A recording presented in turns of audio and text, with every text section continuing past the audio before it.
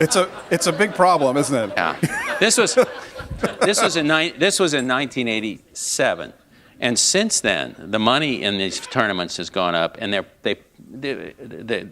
polygraph these guys. Can you imagine cheating over bat? But they polygraph all these guys.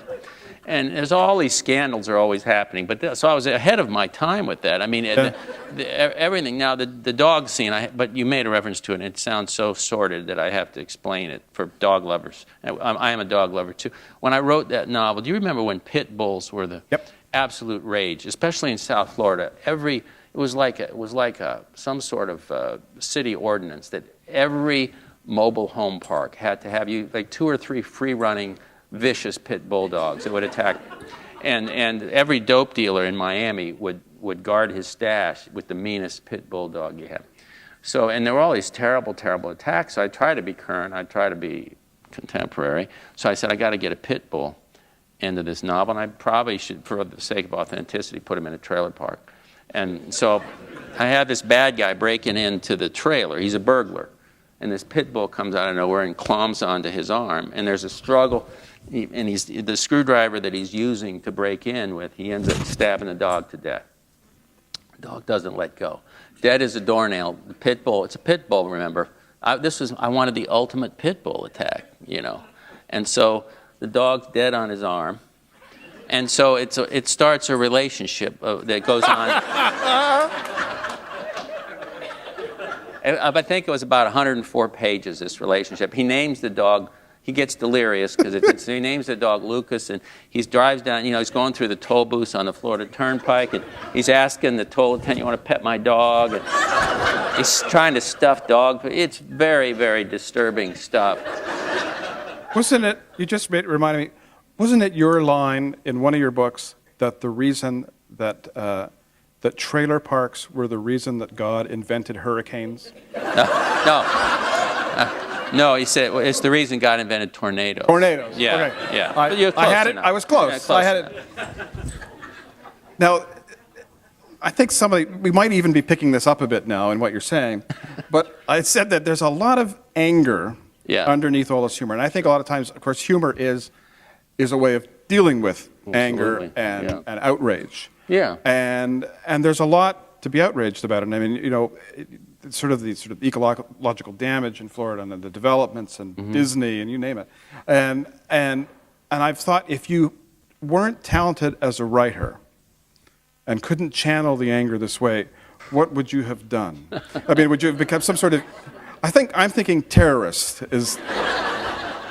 You know, I'm thinking. I could be one of them guys up in the tower with the rifle. You know, I remember from a very young age being very angry and heartsick about what was. I grew up in South Florida. I was born in Fort Lauderdale, and I remember it was right at the height of the boom when everybody was stampeding into Florida, and all these places that we lived in a very rural area at that time. It's not now. It's very urbanized, but all these places that I would ride my bike to after school and go fishing and, you know, hiking and everything else. I mean, they were just, each day there was a new project going on, and there's bulldozers, and there's, you know, this kid's book I wrote, Hoot, the first one I wrote, was about these little burrowing owls that were getting wiped out in their dens by developers. And that was just a page out of my own childhood. I mean, I remember this whole field of these little owls one day, and then I came home from school, and they were burying them all alive. And I'm thinking, you know, I mean, I'm just a kid. I was probably 10 or 11, but I had a sense that this isn't right.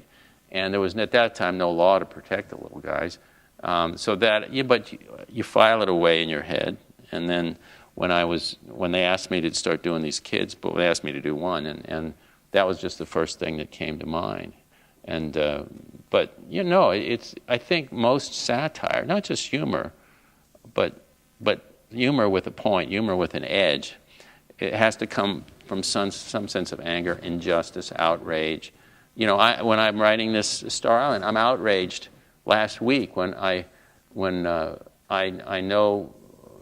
everything I need to know about Mel Gibson's girlfriend, and I can't find the names of the 5 servicemen who died in Afghanistan the same day. I can't find their names anywhere. You know, there's something wrong about that. Why do you think it is? I mean, is it is it because, I mean, is it because that there is so much that's so bleak out there that we can't take it anymore? I think that's part of it, and I think that people are always looking for a diversion, and I can understand that. The headlines are pretty gloomy. I'm like everyone else. There are times when I just say, whoa, enough. You know, let me find out what the Kardashian sisters are doing. And before, who are they anyway? Like, I was going to ask you. I don't know. They're in Miami, and they're reality stars. On what? I don't even... Well, first of all, how can one be a star of reality? What the hell does that mean? But I didn't know who they were, but when I'm doing the book and the Miami Herald gossip columns, you know, the South Beach, we have kind of someone who follows South Beach. The Kardashians are showing up every day, and I don't even know how many of them they are. And I thought it was like a bad lounge act from Sunny Isles. Ladies and gentlemen, the Kardashians. No, I find out they're supposed to be important because apparently one or two of them are semi-attractive. And they're worthy of all our attention. And one of them married a basketball player. Ooh, well, that'll work out. So when I was younger, I always thought a reality show was the news. Yeah. Because that had some elements of reality.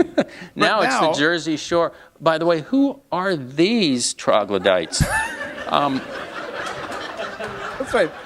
This is apparently the most popular reality show ever. Right. And where did they film their last season? South Beach. To be proud. So the governor of New Jersey was on television yesterday saying, I wish they wouldn't come back. He was basically saying South Beach is a perfect place for them.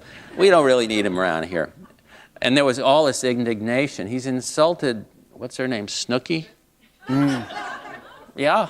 Good. Yeah. That's about 100,000 votes. Keep going. But, you know, this is what I mean. And there's some of it you laugh at it and it's harmless. But when it starts elbowing out of the way things that maybe we should be paying attention about, then it's not so harmless anymore. I mean, it's one thing in the old days, you know, even when, you know, Sinatra, Elvis, the Beatles, I mean, people went nuts for news about celebrities. Now it takes nothing. Here's what you have to do to be a celebrity. Apparently, if you have 8 children and then your husband cheats on you, you get your own damn TV show. And when I was growing up, you having 8 children, they just said, oh, it's a Catholic family. You didn't get your own TV show. I mean, we live in an age where you're rewarded for fertility with stardom. In the old days, it was like, oh, okay, enough. Go get snipped. All right, would you enough. Now you get your own show. Like, what's her face, Octomom? Yeah. Now this is like the ultimate freak story. I'm sorry, but this is like really out of a Hitchcock movie. This one here. I don't know how many 40, 50 kids she's had now. I mean 6 dozen. That's what it is. Oh my God, she's going for the record. But anyway, you know, and her big deal at the end of all this controversy was she wanted her own reality show, and everyone was so sick of her. And I think she finally got one on the, you know, on what, the Bipolar Network or something. Yeah. What the hell that was. We have that is a very popular network. Half the time. That's right. Sorry, that was bad. I shouldn't. I've got worse problems than that. I shouldn't be making fun of that. But who'd even heard of that years ago? You know, I mean, it's every... They didn't. So again, but it gets back to your point that, yeah, I think that some of the funniest writers I know are angry, or some of the angriest, or at least the most unsettled by things. What makes you want it?